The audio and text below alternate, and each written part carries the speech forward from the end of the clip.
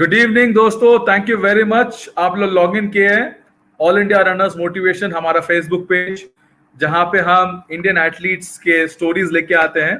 ये हमारा anniversary special, जहां पे 1 साल हो गया हमारा पेज का, और मुझे बहुत खुशी होता है जहां पे आज का जो हमारा जो एथलीट है जिसको हम इंटरव्यू में लेके आ रहे हैं, वो सबसे रिक्वेस्टेड इंटरव्यू है। बहुत सारे लोगों ने मुझसे मुझसे कहा कि इनको लेके आ जाइए, और मेरी खुशकिस्मती है कि हरगोविंद सिंह संधू जो इनके कोच हैं, उनसे मेरी मुलाकात हुई और उन्होंने इनका नंबर दिया और हमारा कनेक्शन किया। बहुत खुशी है। अगर आप देखें इनका जो अचीवमेंट्स है, हम इसे कहते हैं कि legend, queen of Indian athletics, काफी अवार्ड्स जीत चुके हैं। पद्मश्री अवार्ड है, अर्जुना अवार्ड है, और काफी अवार्ड्स इन्होंने जीता है। और इनका एशियन गेम्स में काफी अच्छा प्रदर्शन रहा था। Double gold medallist after PT Usha, first athlete to get a double gold medallist. Asian championship also, इनका जो रिकॉर्ड है वो काफी अच्छा था। और 800 मीटर्स में इनका जो बेस्ट टाइम है 2:01, 1500 मीटर्स 4:12:82, 400 मीटर्स 52:49। मुझे बहुत बहुत खुशी है। आज का जो हमारे एथलीट है जिनको हम लेके आ रहे हैं, इनका नाम है ज्योतिर्मयी सिंह। नमस्ते। कैसे हो आप? ठीक हो? बहुत ठीक, बहुत ठीक। कलकत्ता में मौसम कैसा है अभी? मौसम तो बहुत गर्मी था, लेकिन आज शाम को थोड़ा बारिश हुआ। अभी थोड़ा ठीक है, लेकिन माहौल अच्छा नहीं, कोरोना करके। ओके, तो सभी लोग घर पे है अभी? हाँ, लॉकडाउन में जैसे सुबह 7 बजे से लेके 10 बजे तक शॉपिंग थोड़ा खुल जाता है, उसके बाद घर में ही सभी। अच्छा, अच्छा है, फैमिली टाइम अभी बढ़ गया। पूरा साल में, पिछले साल में भी तो ऐसे ही था। बहुत बढ़िया। यहाँ पे बहुत सारे लोग आए हैं। यहाँ पे बॉम्बे से गुरुमूर्ति नायक जी है, जो आपको कहते हैं कि seeing you after 20 years. Krishna also from Pune, Sarvesh, तो बहुत सारे लोग यहाँ पे लॉग इन है। आप जरा अपने बचपन के बारे में बताइए, जहाँ पे आपने आपका चाइल्डहुड जो है देवोग्राम में बीता था, और जरा देवोग्राम के बारे में बताइए और अपने चाइल्डहुड के बारे में। देखिए, एक्चुअल हम नदिया डिस्ट्रिक्ट पड़ता है, कलकत्ता से 4 आवर्स देवोग्राम, लेकिन गांव ही बोला जाता है, विलेज ही। अभी थोड़ा अच्छा ही होता है गांव, थोड़ा जैसे शहर बन जाता है। लेकिन उस टाइम जैसे मैंने शुरू किया था, मेरा पापा था स्कूल टीचर, और हम 4 बहन, सिस्टर, 2 भाई। तो सिस्टर में मैं छोटी थी, लेकिन पापा स्कूल का टीचर था। तो जैसे स्कूल में स्पोर्ट्स होता, पापा भी थोड़ा स्पोर्ट्समैन था। बांग्लादेश, जैसे बांग्लादेश में पापा था, उसके बाद इधर आके पढ़ाई किया। तो उस टाइम फुटबॉल का जमाना था बंगाल में, पापा फुटबॉल खेलता था, चाचा भी फुटबॉल खेलता था। लेकिन जैसे स्कूल में होता है, स्कूल जैसे एनुअल स्पोर्ट्स, तो अपना प्राइमरी लेवल में भी होता था उस टाइम। तो उसी टाइम से पापा जैसे स्कूल टीचर था, इसीलिए हमने शुरू किया था प्राइमरी लेवल से। उसके बाद हाई स्कूल में जाने से तब पता चला जे ब्लॉक लेवल में होता है, डिस्ट्रिक्ट लेवल होता है, नहीं तो उसका पहले तो पता ही नहीं था।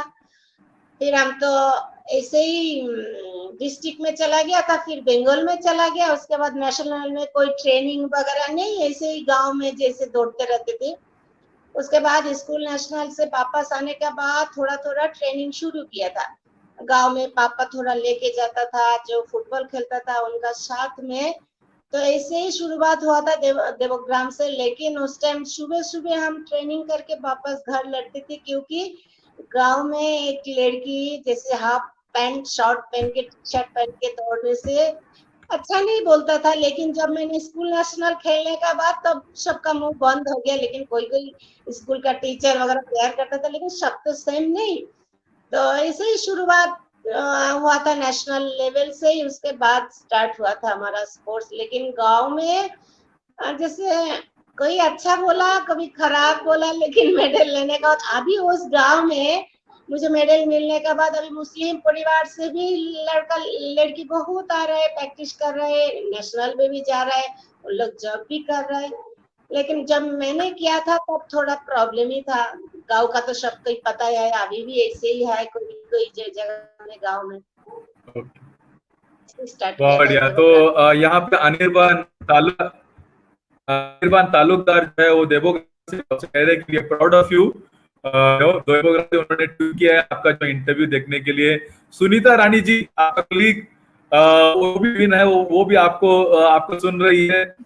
सुब्रता मुखर्जी जो है वो भी आपको फॉलो कर रही है। तो अगर सुनीता को कुछ बोलना है तो आप बोल दीजिए आप।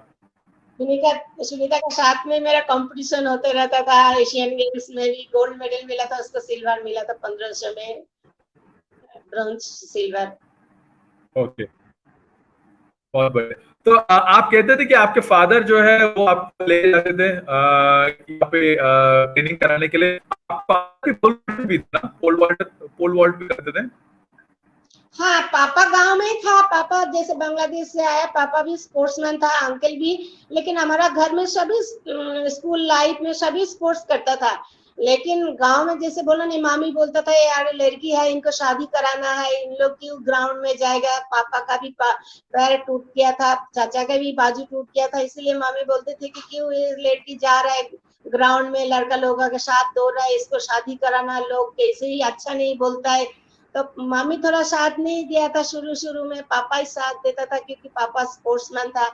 भैया लोगों को भी बोलता था अरे तेरा सिस्टर लड़का लोगों का साथ में दौड़ रहा है, लड़का लोगों के साथ घूम रहा है, कुछ नहीं बोलता है तुम लोग। ऐसे थोड़ा सा प्रॉब्लम होता था। लेकिन घर में सपोर्ट मिला, पापा से भी बहुत सपोर्ट मिला, भाई लोगों से भी, परिवार से भी बहुत सपोर्ट मिला। बाद में स्कूल का जो हेड टीचर, फिजिकल टीचर, सबसे सपोर्ट मिला था गाँव से ही। अच्छा, तो आपका जो फर्स्ट कोच जो है उनका नाम है सत्यराम रॉय। आप जरा उनके बारे में बताइए, कैसा रहा आपका जो पहला कोच था। घर पे तो एनीवे कोचिंग था, आपके फादर करते थे, लेकिन पहला कोच सत्यराम रॉय जी, उनके बारे में जरा बताइए प्लीज। देखिए, जब मैंने गांव में देवोग्राम में 12th तक मैंने पढ़ाई किया था। तो 12 पढ़ते पढ़ते जैसे बंगाल में, वेस्ट बंगाल में, कलकत्ता में आना पड़ता था कंपटीशन के लिए, सभी कलकत्ता में ही होता था। उस टाइम कोच ने मेरे को देखा था कलकत्ता में दौड़ते वक्त 800 मीटर में। तो उसके बाद कोच ने हमारा घर में भेजा था जे सत्यरंजन राय हमको ट्रेनिंग कराएगा। पापा ने बोला नहीं, हम तो बेटी को नहीं छोड़ेंगे, हम जानता नहीं। तो उस टाइम कोच ने बताया नहीं, हम जो हमारा पास ट्रेनिंग करता है उस लड़की के पास हम रखेंगे, वो जॉब करती। तो वो कोच जैसे क्वालिफाइड था, लेकिन इतना अच्छा ट्रेनिंग देता था। हमारा बंगाल में उसी जमाना में 300 से 350 लड़की को जॉब दिलाया, बहुत अच्छा ट्रेनिंग कराता था। तो फिर पापा ने हाँ किया। उसी टाइम में हमारा अंकल का लड़की थी, वो आर्मी में जॉब करता था, उसका हस्बैंड, उसका भी पोस्टिंग हुआ था कचरापाड़ा में। वो बोलता है कचरापाड़ा में रेलवे का वर्कशॉप था।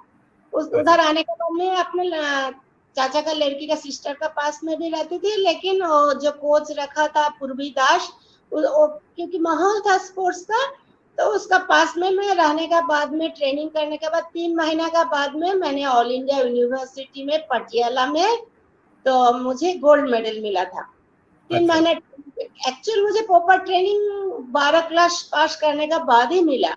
तो ऑल इंडिया यूनिवर्सिटी में मुझे गोल्ड मेडल मिलने के बाद ईस्टर्न में जॉब मिला। उसके बाद all India coaching, all India जो कैंप होता है उसमें चांस मिला, बस उसके बाद ही शुरुआत हुआ। लेकिन सत्यरंजन राय का पास में आने के बाद मेरा एक चेंज हो गया ट्रेनिंग का। तो उसको मैं अभी तो है ही नहीं, लेकिन बहुत ही अच्छा ट्रेनिंग, बहुत हार्ड वर्क कराया मुझे।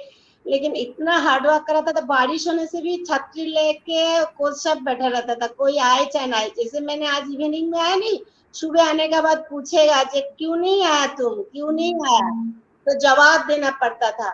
बहुत हार्ड वर्क करा था, जैसे जैसे 3200 रिपीटेशन कोई छूट जाता था, लेकिन मैं नहीं छूटती थी।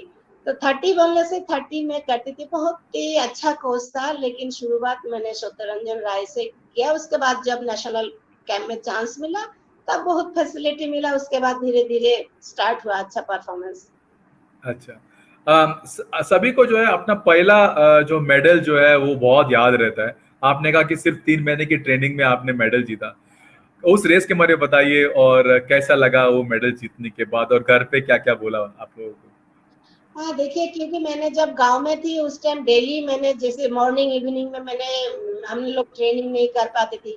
जैसे पता लगता था जो नवंबर दिसंबर महीने में कंपटीशन आ रहा है, तब जाके गांव में थोड़ा ऐसे थोड़ा पता ना तो पता नहीं था वेट ट्रेनिंग वगैरह करना, थोड़ा ट्रेनिंग किया था, लेकिन पास कॉलेज में एडमिशन लेने के बाद जब इनका पास में रुके थी तो सुबह शाम प्रॉपर ट्रेनिंग करना, वेट ट्रेनिंग करना, तो दूसरा लड़का लड़की का साथ में अच्छा ट्रेनिंग मिला, तो देखा भी उन लोग भी मेहनत करके उन लोगों को जॉब मिला, इंटरनेशनल खेला, तो मेरा मन में भी हुआ था, जो पूर्व दास को मैंने देखी थी, जे उसका ऐसे ही बनना, जॉब मिले, उस टाइम तो मालूम नहीं होता था जी इंटरनेशनल होगा, जॉब मिलेगा, तो मैंने पटियाला में उस टाइम माहौल भी अच्छा नहीं था, पंजाब का 98 का बात है, तो पंजाब में टीम भेजे नहीं भेजेगा ये डाउट था, लेकिन टीम भेजने के बाद मुझे पता ऑल इंडिया यूनिवर्सिटी में गोल्ड मेडल मिलेगा, लेकिन उस टाइम पता था 19 सेकेंड में मुझे गोल्ड मेडल मिला,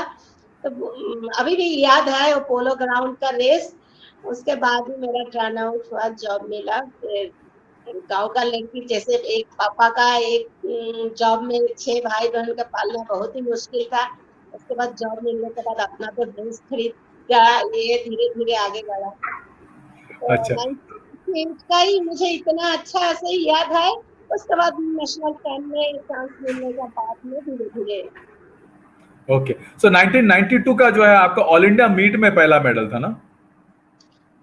शायद 92 में, एक्चुअल 92 में मैं सीनियर कोचिंग कैंप में जाने के बाद तो मैं हरगोविंद कोच के पास ट्रेनिंग मैंने 94 में शुरू किया था, 92 91 में मैंने रंधारा सर के पास मैंने ट्रेनिंग किया था, और 92 में कैंप में जाने के बाद 800 मीटर रनर अवतार सिंह, उसका साथ ट्रेनिंग करते करते मेरा पैर हो गया था, तो दोनों 800 मीटर रनर, तो अच्छा इनसे गाइड भी मिला था, तो 92 का बाद से ही मेरा 800 मैंने किया था, उसके बाद अवतार मिलने के बाद रंधा कोच मिलने के बाद मेरे को बोला था सिर्फ 800 करने से अच्छा परफॉर्मेंस नहीं होगा, साइड में दूसरा इवेंट भी करना चाहिए, फिर मैंने 1500 मीटर स्टार्ट किया था, तो 1500 एक साल का बाद में थोड़ा अच्छा परफॉर्मेंस आया, तो 92 में शायद 1500 मीटर में मुझे गोल्ड मेडल मिला मौली चकोफिर साफ गेम्स में, 93 में 93 में आपको मिला था? हाँ, तो उसके वो बाद आपका में पहला पहला इंटरनेशनल मेडल था? हाँ 800 मीटर में भी अच्छा होने लगा, 1500 मीटर में भी थोड़ा अच्छा होने लगा, लेकिन 94 से मैंने हरगोविंद कोच के पास मैंने ट्रेनिंग किया शुरू किया था। अच्छा, सो 92 सो 93 सैफ गेम्स कैसा लगा इंटरनेशनल जाते हुए? कहाँ था वो सैफ गेम्स? 92 साफ गेम्स में कभी इंडिया में मौली चाको फर्स्ट आती थी, कभी मैं फर्स्ट आती थी, कभी मौली चाको सेकंड, कभी मैं सेकंड, फिर 92 साफ गेम्स में बांग्लादेश में हुआ था साफ गेम्स, लेकिन मौली फर्स्ट आई थी, मैं सेकंड आई थी, खराब तो लगा ही साफ गेम्स में फर्स्ट इंटरनेशनल, लेकिन 93 साफ गेम्स से लौटने का बाद में अवतार ने मुझे बहुत डांटा था, तो उसके बाद में 10-15 दिन का बाद में हमारा स्टेट मीट हुआ था बंगाल में, तो मैंने नेशनल ये स्टेट रिकॉर्ड किया था 800 1500 मीटर में, तो अच्छा परफॉर्मेंस नहीं होने से बहुत डांट पड़ता था, तब तो बॉयफ्रेंड था, हस्बैंड नहीं था, उसी टाइम धीरे धीरे अच्छा करने लगा। अच्छा, तो आपका जो जब गांव गई आप देवोग्राम, तभी वो मेडल जीतने के बाद तो कैसा रहा रिसेप्शन?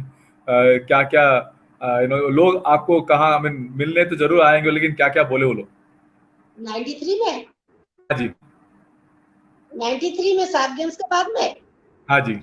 93 में साफ गेम्स के बाद में मैंने तब गांव में बहुत कम में जाती थी, लेकिन उस टाइम मेरा फादर को पता लगा था थोड़ा थोड़ा रिपोर्टर का माध्यम से, जे हमने पंजाबी एक लड़का से प्यार कर रहा है तो शादी भी करेंगे, तो पापा तो बहुत गुस्सा में था, मामी भी बहुत गुस्सा में थी, लेकिन मैं गांव में ऐसे ही मैं बहुत कम जाती थी, क्योंकि मैं अपना लाइफ बनाना, गांव छोड़ के तो कलकत्ता में कचरापारा में थी, उसके बाद हॉस्टल में ऑल इंडिया कैंप में, लेकिन एक्चुअल कैंप में चांस मिलने के बाद ही हम लोगों को मुझे अच्छा परफॉर्मेंस है, फेडरेशन का भी मैं धन्यवाद देना चाहती हूँ, उसी टाइम जो गवर्नमेंट था, जैसे actual shahi sports authority of India, तो हमको तो चांस नहीं मिला था शाही में, तो बाद में जब इंडिया कैंप पे चांस मिला तो अच्छा परफॉर्मेंस होने के बाद 93 में साफ गेम्स में मेडल मिलने के बाद मैंने खुशी नहीं हुई थी, क्योंकि उस टाइम पता चला था जो एशियन गेम्स होता है, ओलंपिक होता है, पहले तो नहीं मालूम था। जो गांव में रहने के बाद उस टाइम टीवी नहीं, कुछ नहीं गांव में,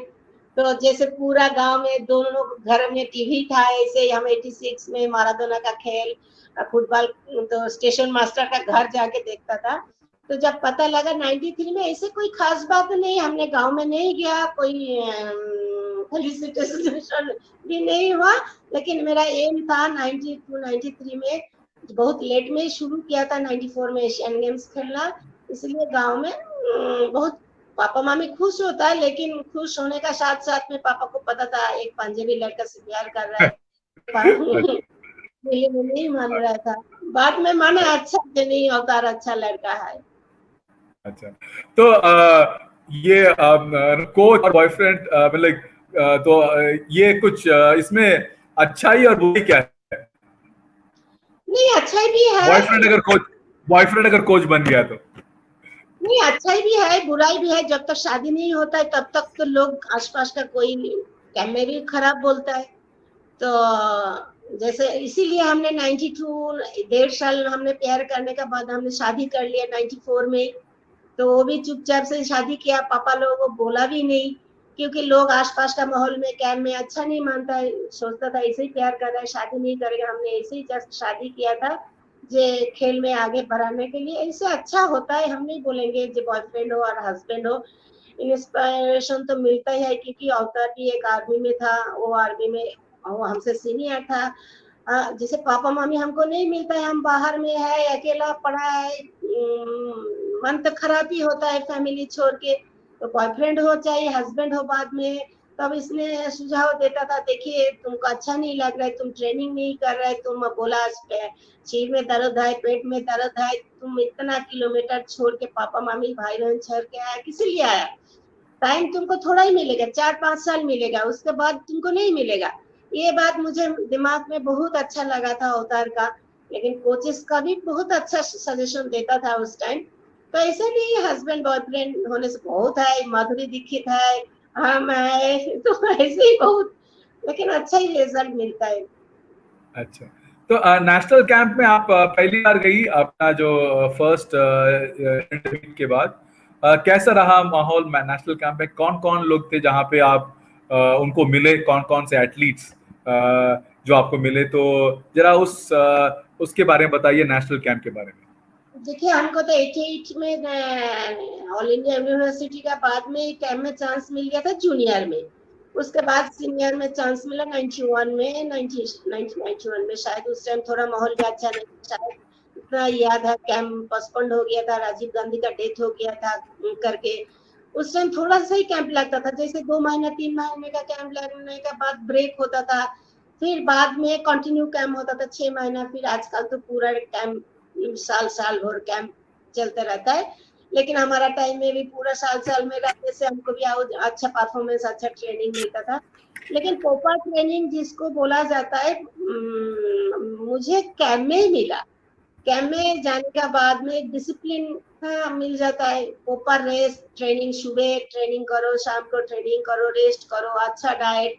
उसके बाद दूसरा स्टेट का जैसे हमारा 800 मीटर 1500 मीटर में रोजा कुटी, साइनी दीदी, पीटी उषा दीदी 400 में सीनियर एथलीट को देखने का बाद में ये लोग बहुत हार्ड वर्क कर रहे हैं, तो इनका देख के इंस्पिरेशन मिलता है। तो कैंप में उसके बाद में जैसे अलग अलग स्टेट का अलग अलग लैंग्वेज, अलग अलग फ्रेंडशिप हो जाता है, एक दूसरा एक ही रूम में, जैसे उड़ीसा का लड़की हो, केरल का लड़की हो, बहुत ही अच्छा। उस अभी याद आता है जो पिछले जमाने में वापस चला जाओ तो माहौल इंडिया का में अच्छा है, डिसिप्लिन भी अच्छा है, फेडरेशन भी बहुत ही ध्यान से हम लोगों को रखता है, कोचेस भी, अपना कोच को भी सैल्यूट हम करता है, इसीलिए क्योंकि हम जैसे फैमिली छोड़ के हम जाता है अपना लाइफ बनाने के लिए। उस टाइम हमारा एम होता है एशियन गेम्स में मेडल लाएगा, ओलंपिक में मेडल लाएगा, प्रमोशन होगा, लेकिन कोच अपना नौकरी सिर्फ करता है, अपना फैमिली, अपना छोटा बच्चा छोड़ के हमारा पीछे 20-30 लड़की को कोचेस को भी सेक्रीफाइस बहुत, हम लोगों का सेक्रीफाइस भी बहुत करना पड़ता है, लेकिन वो माहौल बहुत ही अच्छा है इंडिया का, जो गवर्नमेंट का स्पोर्ट्स अथॉरिटी ऑफ इंडिया या हमारा जमाना था, अभी भी कर रहे हैं, लेकिन बहुत ही अच्छा कैंप का माहौल। मैंने जब शाइनी विल्सन का इंटरव्यू लिया तब उन्होंने कहा था कि वो कैंप में कभी कभी फिश करी और टैपियोका वगैरह बनाती थी। आपने कभी खाया उनके हाथ का खाना? अच्छी है। साइनी दीदी बैंगलोर में जब रहती थी, साइनी दीदी का हमारा पहले शादी हो गया था, साइनी दीदी का हस्बैंड भी स्पोर्ट्समैन था, इनको क्वार्टर मिलता था, ये हॉस्टल में नहीं रहते थी, तो क्वार्टर में तो वो अपना मर्जी में खाना बना लेता है, गैस वगैरह चूल्हा, हम तो हॉस्टल के अंदर नहीं बना सकते जैसे। लेकिन बैंगलोर में थोड़ा प्रॉब्लम हो जाता था, हम लोग रसम सांभर इडली डोसा, लेकिन उधर उस टाइम रमेश बोल के डायरेक्टर था, बहुत ही अच्छा था। तो हमारा मौका नहीं मिलता था फिश करी बना के खाने का, लेकिन जब पटियाला में होता था कैंप, पटियाला में जैसे बाहर अवतार का फ्रेंड वगैरह होता था, उनका घर में कभी कभी जाके बना के हम फिश करी हम खाता था। साइनी दीदी हॉस्टल में रहती थी, इसीलिए साइनी दीदी बनाती थी, वो हमको पता है। अच्छा, ओके, ठीक है। तो 1994 में आप वर्ल्ड रेलवेज मीट आप गई थी, जहां पे आपको एक मौका मिला था जर्मनी जाने का ट्रेनिंग के लिए, जो आपके लिए बहुत अच्छा रहा। जरा उस टाइम के बारे में बताइए, कैसे वो ट्रेनिंग आपको हेल्प किया और क्या क्या अलग करते थे जर्मनी में? देखिए सब चीजें अलग होता है, मैं किसी को छोटा नहीं करती हूँ। जैसे मैं गांव में ट्रेनिंग किया था शत्रुरंजन राय, प्राइमरी स्कूल लेवल होता है, हाई स्कूल होता है, कॉलेज होता है, यूनिवर्सिटी होता है। तो एक एक कोचेस का पास एक एक टीचर, सभी टीचर सेम नहीं होता है। तो हमारा इंडिया का कोच का ट्रेनिंग भी ठीक है, मैं ऐसे नहीं बोल रही, लेकिन और अपडेट होना चाहिए। तो हमने जब किया जर्मनी में, ट्रेनिंग भी अलग है, बहुत अलग है। जब अटलांटा 96 में अटलांटा ओलंपिक में भी गई थी, तो भी देखा था उधर का जो जिम वगैरह हमारा। अभी तो हमारा डेवलपमेंट किया है, डेवलप साई में बहुत इक्विपमेंट आया, लेकिन उस जमाना में इतना नहीं था। लेकिन ट्रेनिंग का मतलब हमने इंडिया से जाने का बाद में जो हरगोविंद सारी ट्रेनिंग कराया, उसके बाद सेमी ट्रेनिंग था, लेकिन इतना एक्सपीरियंस बढ़ा, जैसे कंपटीशन मिला था। जैसे आज कंपटीशन किया, का छोटा मोटा कंपटीशन क्लब, छोटा मोटा क्लब था, डेली कंपटीशन करने के बाद हम लोग का जो डर है, डर खत्म हो जाता था। इंडिया में रहने से तो इतना कंपटीशन नहीं मिलता था, लेकिन अच्छा ही था। उसके अभी तो जैसे इंडिया में फॉरेन लड़की लोग फॉरेन में पूरा साल ट्रेनिंग करता है। मुझे भी मौका मिला था इंडिया में रहने के बाद में 98 में हरगोविंद सर का पास ट्रेनिंग करते करते फॉरेन कोच का पास में भी मैंने ट्रेनिंग किया था 6 महीना। बहुत अच्छा गुड ट्रेनिंग इन लोगों का। मैंने ऊटी में भी ट्रेनिंग किया, रानीखेत में भी 6 महीना हाई एल्टीट्यूड में ट्रेनिंग किया। तो 98 में ट्रेनिंग के बाद 98 जब क्वेश्चन करेंगे तब ट्रेनिंग के बारे में हम उस टाइम बोल देंगे। लेकिन जर्मनी में भी अच्छा ही धीरे धीरे धीरे धीरे अच्छा ही रहा था। तो ने उस टाइम में जब जर्मनी गए थे, आपका टाइमिंग उसके बाद इम्प्रूव हो गया था, तो मुझे ये पूछना था कि क्या क्या कुछ किया और तभी जो जो आपको हेल्प किया तभी जर्मनी में? हाँ, क्योंकि एक साथ रहने से साइनी दीदी मिला था, एक साथ रोजा कुट्टी टॉप कंपटीशन था हम लोग हमारा इंडिया में भी। साइनी दीदी भी बहुत अच्छी थी, रोजा कुट्टी मैंने तीनों ही 800 मीटर में बहुत तीनों ही अच्छी थी।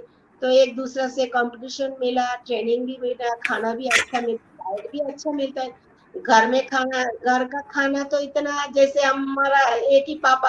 एक्चुअल क्या होता है ना हमारे में, आजकल तो चलो हम लोग को जॉब मिला था, लेकिन अभी भी है बहुत सारे एथलीट है गरीब घर से आता है, उनके पास ना इतना अच्छा फूड तो मिलता है, ना इतना डाइट, ना इतना किट, ना इतना अच्छा जूता। हमारा पास में भी इतना अच्छा जूता नहीं था जो अभी का एथलीट के पास में मिल रहा है। तो जैसे 2000 तनख्वाह मिलता है, 7000 का जूता कैसे खरीदेंगे? तो उसी हिसाब से जूता खरीदना, जितना गुड़ डालेगा उतना मीठा होगा। तो धीरे धीरे लेकिन एथलीट आगे आ रहा है, गवर्नमेंट भी हेल्प कर रहा है, अच्छा लगता है। हमको नहीं मिला, एथलीट को मिल रहा है। अच्छा, यहाँ पे थोड़े और लोग आए हैं जो आपको हेलो कह रहे हैं। वहाँ पे जो है एक जेएस मल्होत्रा जी है, एक इंडियन एथलीट रह चुके हैं गोपाल सैनी सर के टाइम का, तो वो ठीक आपको है। हेलो कह रहे हैं। राकेश सिंह जी है, प्रमोद है महाराष्ट्र से जो आपको हेलो कह रहे हैं, श्याम राय जो है वो कहते हैं कि देवोग्राम से उनकी वाइफ भी है, तो उनका नाम है काजल, तो वो भी आपको हेलो कह रहे हैं। अशोक अशोक कुंडू जी वो आपको कलकत्ता से हेलो कह रहे हैं। अनिर्बान तालुकदार वो भी आपको हेलो कह रहे हैं। तो बहुत सारे लोग हैं जो आपको आपकी बात सुन रहे हैं। आपका वजह से यार, ये फेसबुक का वजह से ही, देखिए पहले जमाना में नहीं था, अभी फेसबुक का वजह से, आपका वजह से ही, सभी से फेसबुक का वजह से पुराना पुराना दोस्त भी मिल गया, उनका साथ बातचीत भी हो जाता है। हाँ, मन में होता है, जैसे पुराना कैंप का बारे में बोला, पुराना एथलीट का याद आता है। अब फेसबुक का माध्यम से आपको भी धन्यवाद देना चाहती हूँ जो आपकी सभी इस इंटरव्यू में लेके आ रहे हैं। थैंक यू, सबको मैं धन्यवाद देना चाहती हूँ। Thank you very much. तो हम अभी जो है आपका एक क्वेश्चन है कि यहाँ पे हरगोविंद सिंह संधू जी, जहाँ पे आपका जो क्या एसोसिएशन काफी टाइम तक रहा, जरा उनके बारे में बताइए, क्या क्या सीखा आपने और क्या अलग अलग करते थे। देखिए, कोच साहब के बारे में जितना बोलूं उतना कम ही हो जाएगा। वही मैंने बोला, हरगोविंद सर का एक बेटा एक बेटी और मैडम थी, कभी कभी कैंप में रानीखेत में मैडम आती थी। वही सैक्रिफाइस बहुत, कोच का भी बहुत सैक्रिफाइस है, साल साल भर हमारा पीछे पड़ा रहना। हमारा वही बोला ना, हमारा एम है एशियन गेम्स में मेडल मिलेगा, हमको प्रमोशन मिलेगा। कोच को क्या मिलेगा? ना प्रमोशन मिलेगा, हाँ ना कुछ मिलेगा। फिर भी कोच इतना मेहनत करता है, कोच सुबह शाम ट्रेनिंग कराना। कोच हरगोविंद सर का ऐसे ही हमारा जैसे घर में पापा मामी छोड़ के आए, गार्जियन का तरफ है। सिर्फ मैं नहीं, सभी साइनी दीदी, बहादुर, प्रसाद, रोजा कुर्ती तो बाद में किया। बहुत सारा एथलीट को कोच साहब ने ट्रेनिंग कराया। ट्रेनिंग भी बहुत बढ़िया है कोच साहब का। सिस्टम कोचेस का, एक गार्जियन का तरफ, एक फिर कंपटीशन का पहले दिन उत्साह देना, क्योंकि कंपटीशन का टाइम मुझे अभी भी याद है। एशियन गेम्स का टाइम 1500 का फर्स्ट डे हुआ था। कोच साहब ने 250 जिधर मीटर बाकी उधर ही कोच जाके बैठती थी हर कंपटीशन का टाइम, एशियन गेम्स का टाइम में भी, क्योंकि उधर कौन चिल्लाएगा, इंडिया में तो बहुत चिल्लाने वाला है, लेकिन कोच ने उधर जाके ज्योति जब आवाज देती थी तब मेरा और तेज से दौड़ने का मन करता था, अभी भी याद है। हरगोविंद सर का बारे में क्या बताओ, तो कोच साहब का साथ अभी भी बात होता रहता है। कोच अमेरिका में है, कोच साहब जब अमेरिका से वापस आता है इंडिया में बातचीत होते रहता है। कलकत्ता में भी सर आया था जब मैंने पहले बार इलेक्शन लड़े थे 2001 में, कोच हमारा इलेक्शन का प्रचार में भी आया था। लेकिन ट्रेनिंग का बारे में बताओ जी, इंडिया में एक नंबर टॉप कोच है, क्योंकि एशियन गेम से 2 गोल्ड मेडल मुझे दिलाया, बहादुर प्रसाद को, साइनी दीदी को, रोजा कोटी को, बहुत सारा एथलीट है। लेकिन द्रोणाचार्य भी मिला है कोच सबको, लेकिन उसका पहले भी कोच बहुत रेल का भी एथलीट को ट्रेनिंग कराए। कोच का ट्रेनिंग बहुत ही अच्छा है। अभी भी मुझे याद है कोचेस का ट्रेनिंग सुबह शाम, लेकिन कोच कभी नहीं हमको डांटा। हाँ, प्यार से ही कोच ने हमको ट्रेनिंग कराया और सजेशन भी देते रहा जी आगे अच्छा करना।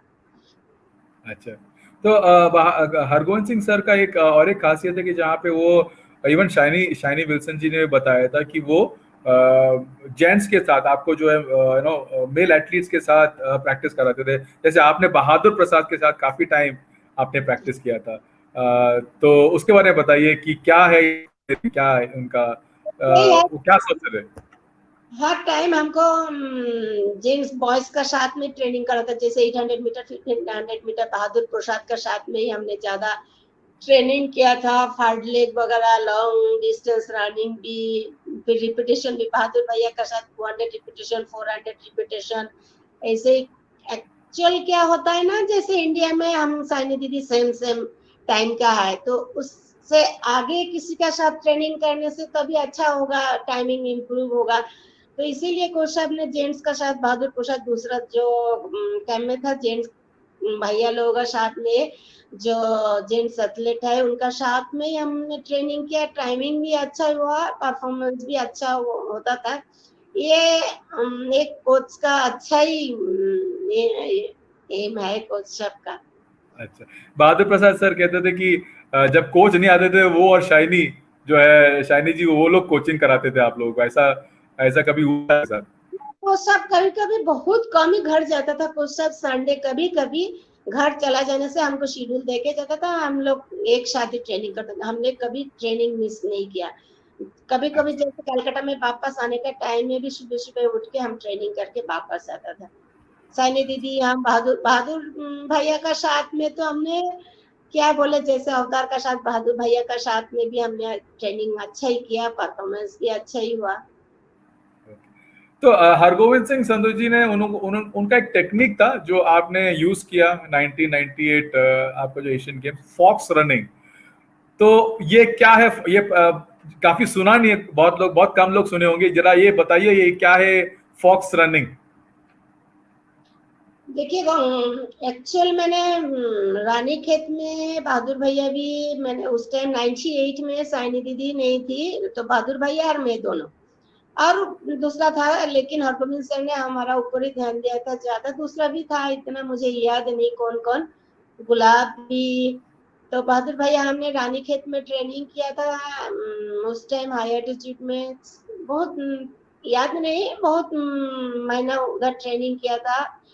तो लॉन्ग डिस्टेंस रनिंग हम करता था, फिर उसके बाद गोल्फ ग्राउंड में पावर ट्रेनिंग, इंडोरेंस ट्रेनिंग, फार्ड लेग, बहुत जैसे मैंने भी रेलवे में 6 महीना ट्रेनिंग करा था। कोच साहब का भी शेड्यूल मैंने फॉलो किया था। जैसे 7 minute running, 1 minute rest, 5 minute running, 2 minute rest, फिर 3 मिनट रनिंग, 30 सेकेंड रेस्ट, ऐसे कर करके बहुत सारा ट्रेनिंग हमने किया। फिर कोच साहब का ये ट्रेनिंग मुझे बहुत अच्छा लगता था। रिपीटेशन जैसे 14 रिपीटेशन 400 करने से सिर्फ 30 सेकेंड हमको रेस्ट देता था। 30 सेकेंड रेस्ट लेके फिर 400 मीटर रनिंग, उसके बाद में फार्डलेग जिसको बोला जाता है, सर्किट ट्रेनिंग। कोचेस का ये ट्रेनिंग बहुत एथलेट को काम में आता है। जैसे फार्डलेग हमने एशियन गेम्स में 98 में हमने सोचा था कि हमारा एज भी जैसे 27 हो गया था। उसके पहले 94 एशियन गेम्स में मुझे दोनों में 400 मीटर 1500 मीटर में 4th प्लेस मिला था। इतना एक्सपीरियंस नहीं था, लेकिन उसके बाद 94 में मुझे शादी भी हो गया था, हस्बैंड भी साथ देता था, कोच भी बहादुर भैया भी। मेरा एम ही था जे 98 एशियन गेम्स में मुझे मेडल लेना ही लेना। हाँ, किसी भी हालत में, चाहे बारिश होने से भी हमने ट्रेनिंग किया। हाँ, रोड में कोल्ड का टाइम, ठंड का टाइम में भी, तीनों सुबह दोपहर को इवनिंग में हमने ट्रेनिंग किया। कोच जो ट्रेनिंग बोला वही ट्रेनिंग किया, एक्स्ट्रा भी ट्रेनिंग किया। पावर ट्रेनिंग भी बहुत किया मैंने। वो हस्बैंड से भी बहुत, वो आर्मी में था, उसने भी बहुत पावर ट्रेनिंग कराया हमको। तो कोचेस का ट्रेनिंग अलग तरीका ही है हरगोविंद सर का। फॉक्स रनिंग क्या है, जहां पे वो आपको बताते थे कि वो एक फाइनल किक के लिए, वो उसके लिए एक स्पेशलाइज ट्रेनिंग आपके जो आपने 1998 एशियन गेम्स में किया था? क्योंकि आपका जो लास्ट जो 200 या 250 मीटर्स था वो काफी ऐसा कि सडनली क्या है कि ज्योतिर्मयी के अंदर कुछ स्पेशल कुछ कुछ आ गया अंदर, तो उतना तेज आपने लिया वो लास्ट जो 200-250 मीटर्स। वो आपने कहा था कि आपके एक पुराने इंटरव्यू में कि हरगोविंद सिंह संधू जी ने आपको एक स्पेशल ट्रेनिंग दिया था जहां पे फॉक्स रनिंग, एकदम चालाकी से आगे निकलना, ये क्या है, जरा ये कॉन्सेप्ट क्या है, जरा बताइए। अच्छा, देखिए, मेरा रनिंग का एक कैलकुलेशन होता है, सिस्टम होता है, लेकिन मेरे पास बहुत इंडोरेंस होने से भी, मेरे पास पावर होने से भी, स्पीड होने से भी, मेरा ये एक कमी थी, मैं कभी आगे लग के मैंने रेस नहीं किया था। और इंडिया में भी, फॉरेन में भी, तो आगे रख के रेस नहीं करती थी, मैंने फॉलो करती थी आगे को। लेकिन मेरे पास में बहुत इंडोरेंस होता था, पावर भी, स्पीड भी। 250 सबको पता था, 250 का बाद में मैं निकल जाने से कोई नहीं पकड़ सकती थी मेरे को।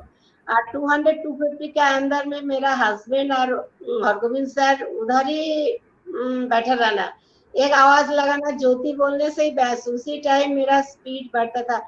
और फॉक्स रनिंग के जैसे स्लो फास्ट ये रनिंग बहुत ही कराया था हरगोविंद सर ने स्लो फास्ट का रनिंग में, इसीलिए मेरा 1500 मीटर में भी एशियन गेम्स में स्लो फास्ट रनिंग बहुत हुआ था, फर्स्ट लैप सेकंड लैप, इसका वजह से मुझे गोल्ड मेडल मिला था। तो स्लो फास्ट रनिंग भी बहुत कम में आता है। ओके, तो हम लोग अभी जाते हैं आपका जो स्पेशल मोमेंट जिसके लिए आप काफी काफी साल जो है आपने कोशिश किया 1992 से, जहां पे आपने जब ट्रेनिंग सीरियसली लिया एशियन गेम्स। आप जो है पहले एथलीट थे पीटी उषा के बाद जो डबल गोल्ड मेडल जिसे कहते हैं कि जहाँ पे आप जीती। तो उस रेस के बारे में बताइए, 800 और 1500 मीटर्स के बारे में, और कैसा लगा आप गोल्ड मेडल जीतते हुए? आप हमसे इंटरव्यू ले रहे हैं, लेकिन जिन लोग स्पोर्ट्स के साथ में जुड़े नहीं होता है, इनका इतना नॉलेज नहीं होता है फिर भी लोग मजाक उड़ाते रहता है, अरे 2 गोल्ड मेडल मिला तो क्या चांद चढ़ लिया, अरे पद्मश्री मिला क्या, पद्मश्री 20 साल पहले मिला तो कौन जाएगा। लेकिन वो हम लोग कभी खुश नहीं होते ना, ऐसा है ना कि अरे एशियन गेम्स तो ओलंपिक्स में क्या किया, तो ये ऐसे ही लोग बोलते हैं। हाँ, लेकिन जरा उसके बारे में बताइए। पॉलिटिशियन होता है, एक एमएलए बन सकता है, एमपी बन सकता है, एक मिनिस्टर बन सकता है, लेकिन उनको बोलिए तो जो एक एशियन गेम्स में ओलंपिक में खेल के दिखाइए जो मेडल लाके, ये 1-2 साल का बात नहीं होता है। चाहे साइनी दीदी लेके आया, अभिनव बिंद्रा लेके आए, बहुत सेक्रीफाइस का बात होता है। एक देवोग्राम आपने इंटरव्यू में लिया है, कोई देवोग्राम से हाफ पैंट पहनने से लोग बोलते थे लड़की हाफ पैंट पहन के दौड़ रहे, उसी जगह से एशियन गेम्स में मेडल लेके आने का इसे मामूली बात नहीं। लेकिन मैं इसे खुश भी हो दुख भी होना पड़ता है, बहुत बहुत तकलीफ झेलने का बाद में उसी जगह में जाके मेडल मिला है, बहुत ही हार्ड वर्क किया। लेकिन ऐसे मैंने बहुत रिच घर का भी नहीं हूँ जो मुझे 10 बॉक्सेट मिल गया, 10 जूता मिल गया, जैसे फ्रूट मिल गया, जूस मिल गया। लेकिन मेरा एम ही था, मेरा पापा स्कूल का हेड टीचर था, हाँ, तो पापा का एम ही था बहुत बड़ा। तो मेरा पापा बोलता था जे जिस जगह पे ही जाना, जैसे कभी गलत रास्ता में नहीं जाना। हम लोग ये पापा ने सिखाया, हमारा 6 भाई बहन, हमने अभी मेरा छोटा भाई भी एयरफोर्स में है, पापा का वो एम लेके हमने चला था, कभी खराब किसी को नहीं बोलना, हाँ, जितना हो सके लोगों को भला ही करो। तो मैंने वो एम लेके चला था। टाइम में भी कभी झगड़ा होता था, हाँ, कभी मन दुखी होता था, लेकिन एम ही था। एक बार मैं बचपन में देखा था साइनी दीदी का, एशियन गेम्स में साइनी दीदी को गोल्ड मिला था, लेकिन वो थोड़ा आगे क्रॉस करने से और डिस्क्वालीफाई हो गया था। वो मैंने पेपर में मैंने पढ़ी थी, लेकिन उस टाइम टीवी नहीं होने से मेरा एम था, जब पता लगा था एशियन गेम्स, तो 94 में मेरा मिस हो गया। 98 मैंने बोला ये मेरा टाइम है, इसमें मुझे करना ही करना। मेरा कोच ट्रेनिंग कराता था हरगोविंद सर, और साथ में हस्बैंड रहता था मेरा साथ में। ये दिमाग में रात को दिन में एक ही बोलता था जो मेडल लेके और लाइफ बन जाएगा तुम्हारा। तो एक लाइफ बनाने के लिए मैंने 98 ही चुन लिया था। बहुत ही ट्रेनिंग किया, मुझे नहीं मालूम था। मैं 2 साल 2.5 साल 3 साल मैं अपना पापा मम्मी का पास मैंने आई थी, मैंने अपना भाई का बच्चा का कोई प्रोग्राम, कोई शादी, अपना रिलेटिव का किसी का शादी मैंने अटेंड नहीं किया, सिर्फ एशियन गेम्स। इसीलिए मैंने कलकत्ता में भी बहुत कम आया, मैंने कैंप खत्म होने से भी मैं किसी उधर का रिश्तेदार का घर में मैंने ससुराल में जाके भी मैंने ट्रेनिंग किया उधर। अच्छा। जैसे मैं मैंने सुबह सुबह, मेरा सास बोलती थी चला जाओ, मैंने सुबह सुबह रोड में रनिंग के लिए मैं चला जाती थी। उसके बाद में एशियन गेम्स में 1500 मीटर में भी इधर मैंने क्वालिफाई किया, 800 मीटर में भी, लेकिन 400 मीटर में भी क्वालिफाई किया, मैंने रनिंग नहीं किया। तो हमारा उस टाइम ललित भनोट सर, सुरेश कालमाडी हमारा टीम मैनेजर, अरुण दादा, सभी हमको ऐसे ही बोलता था। टीम बहुत पहले चला गया था, एक भी मेडल नहीं मिला। एथलेट थोड़ा लेट में शुरू हुआ था एथलेटिक्स, तो हमको ऐसे ही बोल रहा था। अगले दिन 1500 मीटर फर्स्ट डे, 400 मीटर भी पीटी उषा दीदी का फर्स्ट डे, तो 800 मीटर मेरा मेन इवेंट है। मैंने सोचा था 1500 मीटर में मुझे एक मेडल, कोई भी मेडल मिल जाए काफी है, लेकिन 800 मीटर में मेरा मेन इवेंट, उसमें गोल्ड मेडल हम ट्राई करेंगे। लेकिन हमारा मनोज सर, फिर हमारा टीम मैनेजर, कोच बोल रहे तुम्हारा टाइम जो है दूसरा कंट्री का लड़की से बहुत अच्छा है, तुम अच्छा से रनिंग करो, तुमको गोल्ड मेडल मिलेगा। तो हमने मजाक में ही ऐसे ले रहा है। मैंने रात को भी मैंने सोचा नहीं 1500 मीटर में मुझे गोल्ड मेडल मिलेगा, लेकिन मैंने कैलकुलेशन पूरा रात मैंने किया। जे फर्स्ट राउंड ऐसे जाने से मैं सेकंड राउंड ऐसे जाऊंगी, थर्ड राउंड ऐसे, लास्ट में जो बोला आपने 250, वो मेरा एम है 250 मीटर से उठाना। तो फर्स्ट राउंड थोड़ा फास्ट गया, सेकंड राउंड थोड़ा स्लो गया, थर्ड राउंड में लास्ट राउंड में जब सुनीता रानी जब आगे बढ़ने लगा, तब मैंने बोला सुनीता रानी आगे जा रहा है, बस थोड़ा सा उसने 350 बाकी आगे गया, मैंने 300 से रेस उठाया। फिर 250 मीटर जब बाकी है, मैंने तब पीछे नहीं देखा, मेरा पास तो तब बहुत इंडोरेंस भी था, स्पीड भी है। जितना टाइमिंग मैंने किया उससे और टाइमिंग अच्छा होता था, लेकिन मुझे मेडल लेना था, इसीलिए मैंने बोला ना, मैंने कभी आगे लग के रेस नहीं किया। फिर 1500 मीटर में जब गोल्ड मिला, इंडिया में फर्स्ट गोल्ड मेडल, दूसरा डिसिप्लिन में किसी को नहीं मिला। और पीटी उषा दीदी का बाद 12 इयर्स का बाद में मुझे 1500 मीटर में इंडिया का फर्स्ट गोल्ड मेडल, और 12 साल का बाद में फर्स्ट गोल्ड मेडल इंडिया को 1500 मीटर। बहुत ही अच्छा लगा। उसके बाद में 800, आप पूछेगा तो 800 का बाद में 800 का बाद, लेकिन उस रात में मैंने सोई नहीं। हाँ, लेकिन सेकेंड डे मेरा 800 मीटर हीट था। मुझे खुशी भी, तब फोन में मैंने मम्मी से बात किया, तब तो मोबाइल का इतना नहीं चालू था, लैंडलाइन का, उधर से लैंडलाइन का थोड़ा फोन में बात हुआ था मम्मी पापा से। पापा मम्मी तो अब गाँव में, फिर कलकत्ता में आ गया था जिधर मेरा क्वार्टर था। तो पूरा रात सोई नहीं मैंने। जे रेस का ऐसे, फिर नेक्स्ट डे 800 मीटर का हिट था, तो तब मुझे कंफर्म हो गया था। मैंने जो फर्स्ट गोल्ड मेडल जब मिला 1500 में, ठीक ठाक चलने से 800 मीटर में भी मुझे गोल्ड मेडल मिल जाएगा। लेकिन गोल्ड मेडल मिलेगा पीछे तो बहुत हार्ड वर्क, बहुत मेहनत, ये तो था ही। अच्छा, तो ये आई मीन ऐसा था कि 1500 मीटर्स आपका जो पेट इवेंट उतना नहीं था, और 1500 मीटर्स में जब मेरे ख्याल से इवेंट पहले आप काफी घबराई हुई थी। क्यों थी ये घबराहट?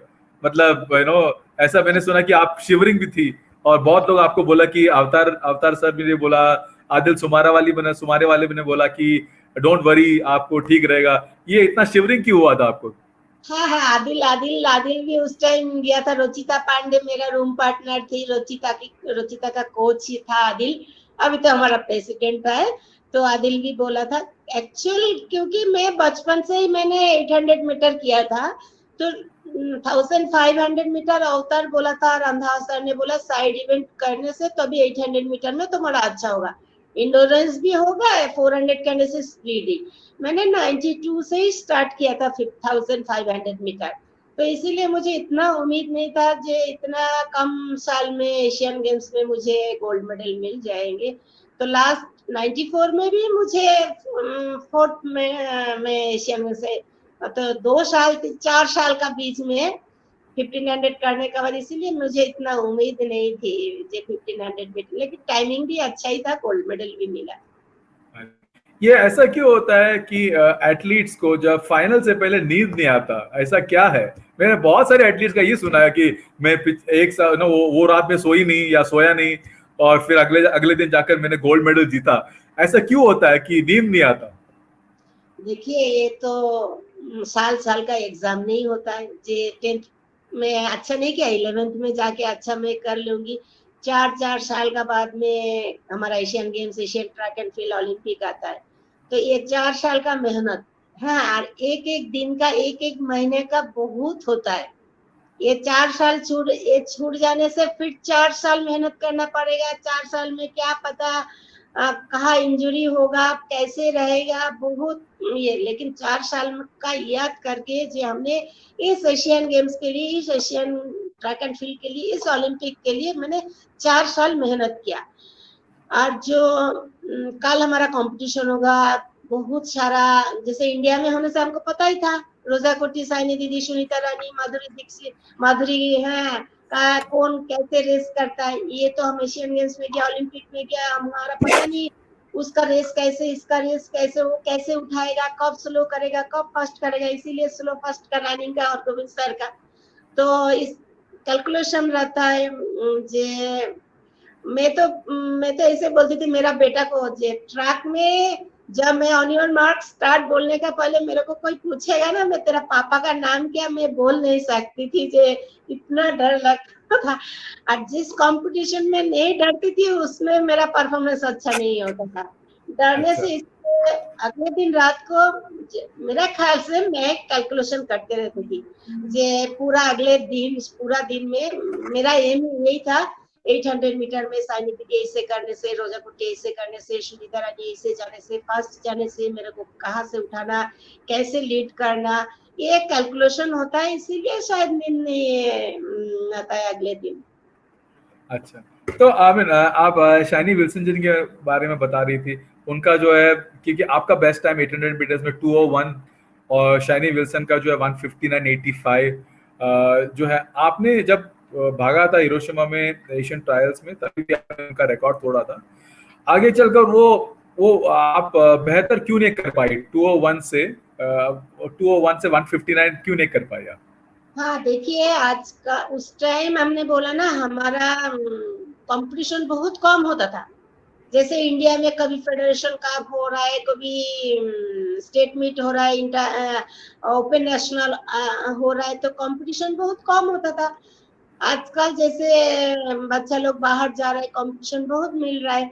हमारा टाइम जमाना में कंपटीशन बहुत कम था। फॉरेन में कभी एशियन गेम्स होगा, सेम सेम में जैसे हमको 156 57 रनर का साथ में कंपटीशन करने से टाइम कम होगा, दो दो का साथ में कंपटीशन करने से इतना टाइम कैसे टूटेगा, ये एक प्रॉब्लम था।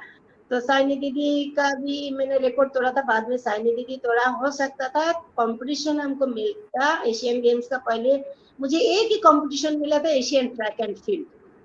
हाँ, तो एशियन शायद 5-6 कंपटीशन मिल जाता तो टाइमिंग थोड़ा अच्छा हो सकता था। अच्छा, तो 2000 ओलंपिक गेम्स जो है उसमें आप जा नहीं पाई मेरे ख्याल से, उसके बाद आपने कंपटीशन छोड़ दिया था, लेकिन वो कहानी में काफी इमोशन है, और तो क्यों नहीं जा पाई वो 2000 ओलंपिक गेम्स में तभी बताइए। मैं जब बहुत हार्ड ट्रेनिंग किया था, जो मेरा एम ही था एशियन गेम्स में मेडल लेना ही लेना, उस टाइम मेरा पैर में थोड़ा चोट आया था, तो फॉरेन डॉक्टर भी था, तो जाने का पहले मेरा नी में स्वेलिंग आ गया था, तो इंजेक्शन भी दिया था, तो थोड़ा पेन लेके भी मैंने एशियन गेम्स कंप्लीट किया था। एशियन गेम्स से आने का बाद में मेडल मिलने का बाद में बहुत सारा रिसेप्शन हुआ था। उसके बाद में मैंने जब वापस 1999 में, तो 2000 एशियन ओलंपिक का एम लेके, लेकिन ट्रेन कैम्प में भी मैंने रुकी थी, शायद 6 महीने के करीब होगा, लेकिन मेरा पैर साथ नहीं दिया, बहुत स्वेलिंग होता था, बहुत पेन होता था, वो लेके मेरे से नहीं हो रहा था ट्रेनिंग। फिर डॉक्टर दिखाया था मैंने, मेरा हस्बैंड को लेके मैंने पुणे में मैं गई थी, क्रूज डॉक्टर रूल के आर्मी में, उसको पास में भी जाके मैंने थोड़ा दिन रुकी थी, मैंने ट्रीटमेंट किया। बाद में मेरा पैर ठीक नहीं हुआ था, फिर मैंने सोचा ये पेन लेके मैंने एशियन गेम ओलंपिक तक मैं नहीं पहुंच पाऊंगी। और फेडरेशन कैंप में भी थोड़ा देखने से होता था, लेकिन मैं इसे नहीं बोलूंगी जी कैंप में नहीं देखा था, कैंप में साथ दिया था हमारा गवर्नमेंट फेडरेशन, लेकिन डॉक्टर इतना मेरा ठीक एक्चुअली मेरा पैर का वजह से मैंने छोड़ ही दिया उसको। अच्छा, अच्छा, तो वो ओलंपिक से पहले जो रेस था वो मेरे ख्याल से वो आपका फाइनल रेस था। हाँ, मेरा एशियन गेम से लास्ट मेरा कंपटीशन था, उसके बाद मैंने कंपटीशन नहीं किया। कैंप में मैंने गई थी, लेकिन प्रैक्टिस कर रही थी, पैर में बहुत स्वेलिंग होता था, आइस लगा के फिर ट्रेनिंग करना, फिर आने के बाद आइस लगाना, बहुत स्वेलिंग आ जाना, तो ट्रेनिंग भी नहीं ठीक ढंग से मेरा नहीं होता था। अच्छा, तो यहाँ पे एक रनर है कृष्णा जी, जो है पुणे से आपको सुन रहे हैं, वो आपको कह रही है कि उनका जो एक क्वेश्चन है, उनका एक नीज है प्रीति यादव, 12 साल की है और 1500 और 3000 मीटर्स में वो प्रिपेयर कर रही है। उनके लिए वो ब्लॉक लेवल, डिस्ट्रिक्ट लेवल, मंडल लेवल, स्टेट वगैरह उन्होंने किया। उसके आगे उनको अगर अगर आगे जाना है तो वो आप क्या उनको एडवाइस दोगे? एक्चुअल स्पोर्ट्समैन का जैसे हार्ट ट्रेनिंग को अगर कोई आगे नहीं बढ़ सकता है, दिल लगा के, मन लगा के, एम लगा के चले, जैसे इंडोरेंस बहुत करना पड़ेगा, ऐसे नहीं लॉन्ग डिस्टेंस रेस लॉन्ग ही रनिंग करेगा, स्पीड ही करेगा। मैंने देखा 800 का वजन से किया, मैंने 20 किलोमीटर कंटिन्यू रनिंग मैंने किया, मैंने 30 रिपीटेशन 200 किया, 400 रिपीटेशन मैंने 18 किया, हाँ बहुत सारा मैंने 1000 रिपीटेशन मैंने 12 किया। तो जो मिडिल एंड लॉन्ग डिस्टेंस है उनको हम बोलेंगे एंड्योरेंस भी बहुत करने के लिए, पावर ट्रेनिंग भी करने के लिए, और डाइट भी ऐसे नहीं कि डाइट हमने जब किया था हम तो रिच घर का नहीं था, हमने सोचा जिसमें प्रोटीन हो, कम पैसा का हो, वही खाना चाहिए। जैसे अभी भी मैंने कोई स्कूल का स्पोर्ट्स में जाने से बच्चे लोग वही मैंने पता चला था, जैसे रिक्शा वैन चलाता है, रिक्शा चलाता है, उसका बच्चा भी स्पोर्ट्स में है। लॉकडाउन में बहुत प्रॉब्लम सारा आ रहा है, हमको भी फोन में बताते रहता है। उनका हम बोलते थे जितना हो सकता है उतना ट्रेनिंग करो लॉकडाउन में, और जितना होता है जैसे चना हो, मूंगफली हो, थोड़ा कम पैसा का डाइट, ऐसे नहीं डेली मीट खाओ, हाँ तो डाइट भी अच्छा लेना पड़ता है, लेकिन एम लगा के चलना। जैसे पहाड़ हमको दिखाई देता है ये नजदीक है, लेकिन जाओ तो बहुत दूर होता है, तो एम लगा के चले। और हार्ड ट्रेनिंग हमने अपना लाइफ में ये 3 चीज लेके मैंने आगे चला था, डिसिप्लिन, डेडिकेशन, डिटर्मिनेशन। ये 3 चीज लेके कोई भी आदमी चलने से इसका फिर कामयाब हो जाएगा। तो ओके तो आप अभी जो है आई मीन अभी आप स्पोर्ट्स से आप जुड़ी हो? स्पोर्ट्स में हाँ, हमने ऑल इंडिया हमारा जो फेडरेशन है, भनोट सर है, आदिल है, तो हम एग्जीक्यूटिव कमेटी का मेंबर हूँ और सिलेक्शन कमेटी का भी मेंबर हूँ मैंने। ओके तो आप जो है उस टाइम में थे जहाँ पे आपने रिकॉर्ड किया, डबल गोल्ड मेडलिस्ट थी, आप ट्रेनिंग करते थे। अभी जाकर आपको क्या डिफरेंस लगता है कि आज के ट्रेनिंग में और आपके टाइम में ट्रेनिंग में क्या क्या फर्क आपको दिखाई देता है? क्योंकि अगर आपको ये इस टाइम का अगर ट्रेनिंग मिलता तो और आप और अच्छा करती। कंपटीशन के अलावा ट्रेनिंग में आपने क्या क्या अंतर देखा है? बहुत सारा ही डिफरेंस है। आजकल बच्चे लोग ट्रेनिंग करता है फेसबुक, जैसे फेसबुक में मोबाइल में हम देखने का बाद में बता रहे ये तो ट्रेनिंग हमने नहीं किया, ये तो एक्सरसाइज हमने नहीं किया। हाँ ये तो बहुत अच्छा, बहुत फर्क है। अभी जो हमारा गवर्नमेंट है, फॉरेन कोच इधर भी ट्रेनिंग करा रहा है, फॉरेन जो एथलीट है उनको भी बाहर ट्रेनिंग के लिए भेज रहा है। ट्रेनिंग भी हमने देखा, बहुत ही अच्छा सिस्टम भी अच्छा। अभी हमारा जमाना में घर में किसी का हॉस्टल में एसी नहीं था। मैंने मेडल लेने का बाद में हमको उमा भारती ने बुलाया था दिल्ली में, बोला प्रॉब्लम क्या है, मैंने बोला मैडम बहुत गर्मी लगता है, गर्मी का टाइम पटियाला में बहुत गर्मी, रात को नींद नहीं आती थी, सबका घर में एसी लगाने से अच्छा होगा। अभी सब बच्चा लोगों का पास में एसी है, टीवी है, सभी फैसिलिटी मिल रहा है। हमारा जमाना में जितना हमको मिला शायद पीटी उषा दीदी लोगों को नहीं मिला। तो आगे आगे डेवलपमेंट हो रहा है, होना चाहिए।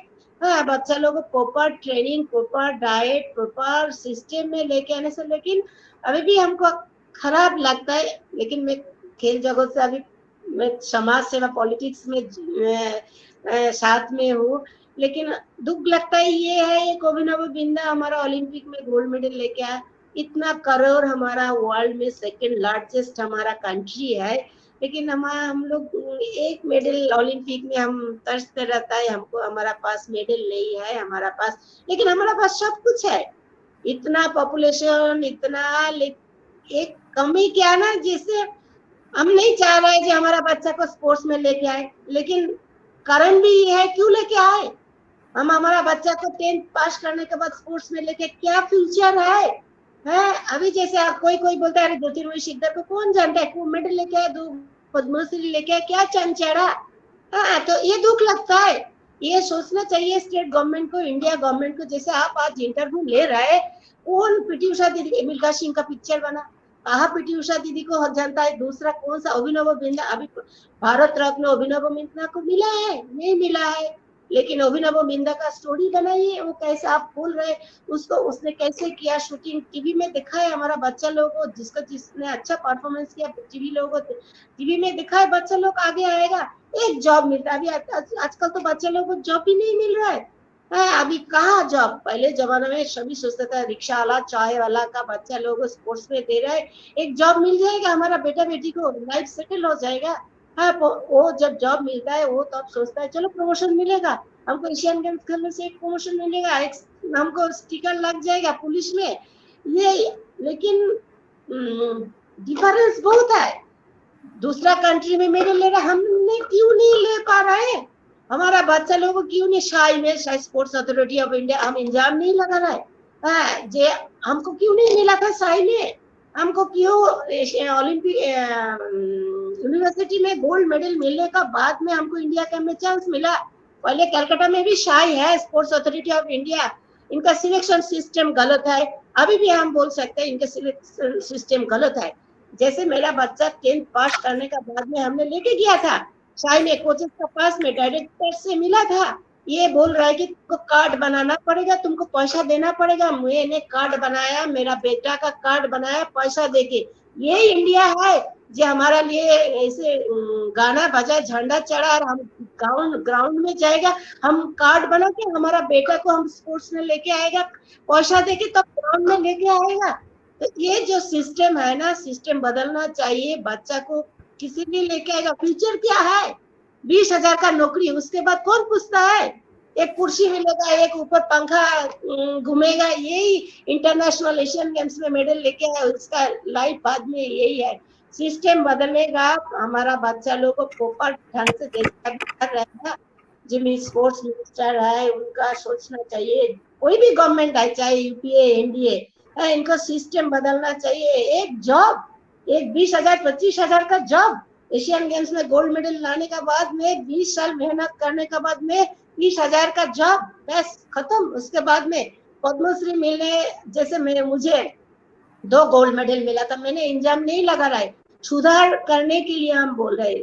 मुझे मेडल मिला था 12 साल का बाद में, 2 गोल्ड मेडल, मुझे क्यों नहीं मिला था पद्मश्री? सुनीता रानी को मिला, बहुत अच्छा बात है, मैंने उसको मैंने वो नहीं बोल रहा है। उस टाइम स्पोर्ट्स मिनिस्टर था ढींगसा शायद, क्योंकि वो अपना स्टेट का, अपना डिस्ट्रिक्ट का, वो मेरे से 3rd मेडल सिल्वर मेडल मिला, उसको मेरे से मिल गया था पहले पद्मश्री। उसके बाद में मैंने जब पेपर में बोला मेरे पास 2 गोल्ड मेडल है, 1 सिल्वर मेडल, मुझे पद्मश्री नहीं मिला, मुझे दुख नहीं, बाद में मिला, लेकिन किस लिए लेके आएगा? हाँ, ये एक बात है, आजकल लेके नहीं आना चाहता है कोई गार्जियन, कोई फैमिली जो स्पोर्ट्स में बोलेगा क्या है ये जॉब। ये सिस्टम बदलना चाहिए। लेकिन गवर्नमेंट का पास में यही, मैं एक स्पोर्ट्समैन होके, जैसे अर्जुन अवार्ड, राजीव खेल रत्न होके, ज्यादा से ज्यादा स्पोर्ट्समैन को हमारा गांव, जैसे गांव में साइड से शाही में शाही है जो क्या बताए। हाँ, एक डायरेक्टर आ जाता है, पिछले बार में जो डायरेक्टर आया था उसका नाम नहीं मालूम, जब जो मेरे से पैसा लेके कार्ड बनाया है, वो बहुत ही मुझे दुख लगा। उसके बाद मैंने बोला जब पैसा देके कार्ड बना के साई में जाएगा तो अपना बच्चा को राइफल शूटिंग में डाला, जो पैसा देके शूटिंग कराएगा। तो ये आज आपका माध्यम से ये दुख नहीं, आगे दूसरा बच्चा का ऐसे ना हो, जो ऊपर सिस्टम में आए, जिसको चांस मिलेगा साई में उसको चांस मिले। है ग्रास रूट लेवल में बहुत बच्चा ऐसे आए, गांव में बहुत गरीब बच्चा है जिसके पास जूता नहीं, खाना नहीं, लेकिन बहुत मेहनत करके, कष्ट करके वो नेशनल लेवल पर। अभी कोरोना में, महामारी में देखिए बहुत स्पोर्ट्समैन को खाना नहीं मिल रहा है। हमसे फोन करता है, हमारा रिपोर्टर फोन करता है, वो बोलते दीदी क्या करे, हमने नेशनल खेला है, हमारा पास कैसे ट्रेनिंग करे, कैसे हम कलकत्ता में आए, बस ट्रेन बंद है, बस का टिकट हमने नहीं जाके हम कलकत्ता में ट्रेनिंग कर सकता है। बहुत सारा सिस्टम हम लोगों को बदलना चाहिए, लेकिन कोशिश कर रहा है गवर्नमेंट। इसीलिए तो अभी ओलंपिक में बहुत टीम जा रहा है, एशियन गेम्स में मेडल बहुत मिल रहा है, ये बहुत अच्छा बात है, कोशिश कर रहा है। खेलो इंडिया का भी एक अभियान गवर्नमेंट ने शुरू किया था, ये गवर्नमेंट लेके आया जूनियर बच्चा को, कोशिश करें लेकिन ज्यादा से ज्यादा जैसे गलत ना शायद गलत ना करे, डायरेक्टर आ गया कुर्सी में बैठ गया, अरे हम राजा है, ऐसे ना सोचे, प्रॉपर ढंग सिस्टम जैसे सभी को चांस देना चाहिए, कोचेस को भी सोचना चाहिए जो बच्चा सही है उसको ही हम लेगा, ये नहीं कि हमारा क्लोज है उसको ही चांस दिया जाए। अच्छा, आपने आपके बच्चे के बारे में बताया, तो स्पोर्ट्स तो अभी फैमिली में है, जरा बताइए अपने बेटे के बारे में, जो क्या स्पोर्ट्स कर रहा है और कैसा है उनका सफर। उसका तो एम था एथलेटिक बनना, क्योंकि पापा को देखा मामी को देखा स्कूल लेवल में भी वो स्कूल में इसने स्पोर्ट्स किया है, जो उसका डॉन बॉस्को स्कूल में इसने पढ़ाई किया था, लेकिन सुबह इसने जाता था 6 बजे, वापस आना 3:30 बजे, कैसे इसको एथलेट कराएगा। तो एथलेट 10th पास का बाद में जब इसको लेके गया शाही में, वो कहानी तो हमने बताया, हमको भी बोला तुमको घुसने के लिए पास बनाना पड़ेगा, पैसा देना पड़ेगा। मैंने बोला हे भगवान, जो हमने पद्मश्री लेके आया अभी हमको जाने से कार्ड बनाना पड़ेगा। फिर मैंने बोला, मेरा हस्बैंड बोला छोड़ो, राइफल शूटिंग में दो। इधर राइफल शूटिंग में जयदीप कर्मकार, उसने ओलंपिक में 4th हुआ था, उसने एकेडमी खोला था, फिर उसके पास हमने बच्चा को लेके गया, वो भी बोला ज्योति दीदी किसी लिए राइफल शूटिंग, इसका कोई इंटरेस्ट है राइफल शूटिंग में। हमने नहीं बताया, ऐसे शाही में गया था ऐसे, तो हम देखो तुम्हारा पास हमने दे रहा है, देखो ये कर सकता है तो ठीक है। तो इसने किया 6 महीने का, बीच में इसने इसका स्कूल में ईस्ट जोन में फर्स्ट है, ऑल इंडिया स्कूल में फर्स्ट है, उसके बाद में नेशनल खेला नेक्स्ट ईयर में। पिछले साल कोरोना में इसलिए नेशनल हुआ नहीं, इस बार इंटर जोन हुआ। इंटर जोन में इसने 10 मीटर राइफल शूटिंग कर रहा था, फिर 50 मीटर इसने 4 महीना में इसने ट्रेनिंग किया, 50 मीटर में भी इसने गोल्ड मेडल लिया, तो 10 मीटर भी कर रहा है, 50 मीटर में। एक्चुअल राइफल शूटिंग में ये फैसिलिटी है कि इसमें जब भी मर्जी तब ट्रेनिंग करो एथलेट। तो हमने बोला कॉलेज में भी इसने पढ़ाई कर रहा है, तो हमारा एथलीट बनने से तो सुबह शाम ऐसे ही गधा जैसे दौड़ते रहो कर सकता था कि नहीं, ये तो मालूम नहीं। लेकिन अभी जैसे इसको थोड़ा सा घर में हमने बना दिया रेंज, इसमें 8 बजे भी ट्रेनिंग करता है, सुबह 8-9 बजे भी ट्रेनिंग कर लेता है, कोई प्रॉब्लम नहीं कर रहा है। लेकिन इसको हमने वही बताते रहता है, देखो एशियन गेम्स में हम 2 गोल्ड मेडल 1 सिल्वर लाया, तुम्हारा सामने तुम्हारा मामी है, पापा है, तुम आगे बढ़ो, ओलंपिक में ट्राई करो। अभिनव बिंदा का हम बताते रहता है देखो, लेकिन देखता है बच्चा आगे क्या करेगा। लेकिन हम गांव से आया, वो देवग्राम से, तो मेरा मामी को भी बोलता है, मामी देखो तुम्हारा बेटी किया ने, तो मेरा बेटा करेगा कि नहीं करेगा, मामी तुम्हारा आशीर्वाद। तो शायद अच्छा, कर रहे, हार्ड वर्क कर रहे ये, लेकिन क्या करे, सभी तो बच्चा आजकल स्पोर्ट्समैन जितना हो इंडिया में, पूरा वर्ल्ड में, जैसे ओलंपिक में लास्ट ईयर हुआ नहीं, इस बार पता नहीं होगा कि नहीं होगा। एक हम लोग तो पूरा ऐसे सिस्टम ही हमारा बदल गया। नहीं, आज का न्यूज़ पढ़ रहा था कि होगा, उन्होंने डेफिनेटली बताया कि किसी वजह से वो ओलंपिक्स कैंसिल नहीं करेंगे, तो अच्छा है। तो ज्योति जी, अगर अभी जो है, अभी ऑलमोस्ट 1 घंटा हो गया हम लोग बात करते हुए, तो मैं अपना आखिरी सवाल आपको पूछता हूँ कि मुझे पता है कि आप भी बिजी हो। तो आखिरी सवाल ये है कि अगर जो है कोई एथलीट आपकी तरह बनना चाहता है, उनको क्या क्या करना चाहिए या क्या टिप्स दोगे, ये मैं आप जरा बताइए आपका जो टिप्स। देखिए, ध्यान लगा के ट्रेनिंग करना, मन लगा के हमने तो ऐसे ही किया था, जे एम लेके चलो, चाहे जो छोटा अभी स्टार्ट कर रहे हैं उसका एम होगा स्टेट मीट में, उसका एम होगा नेशनल में, फिर जो नेशनल में प्लेस मिला उसका एम होगा एशियन गेम्स ओलंपिक में। एम लेके चलने सर, हार्ड वर्क मन में रखना। मैं वही स्कूल स्पोर्ट्स में जाने से बच्चा लोगों, अभी मैं जब मैंने सुना था, अभी मैं वही इनको बताता है, एक टाइम अभी 10 साल 10-15 साल 20 साल का बीच में जो अभी स्टार्ट कर रहा है, इसका एक उम्र होता है, जैसे 40 इयर्स में तो वो नहीं कर पाएगा। जो अभी ये जो एज है, जो जितना मेहनत कर पाएगा अभी करेगा, बाद में नहीं होगा। तो टाइम वेस्ट नहीं करना, ठीक ढंग से मेहनत करो। कोच का जैसे कोचेस का जो बोलेगा कोच, हमने तो कोच को जैसे भगवान बोलो, चाहे फादर बोलो, टीचर बोलो, ये मान के चला।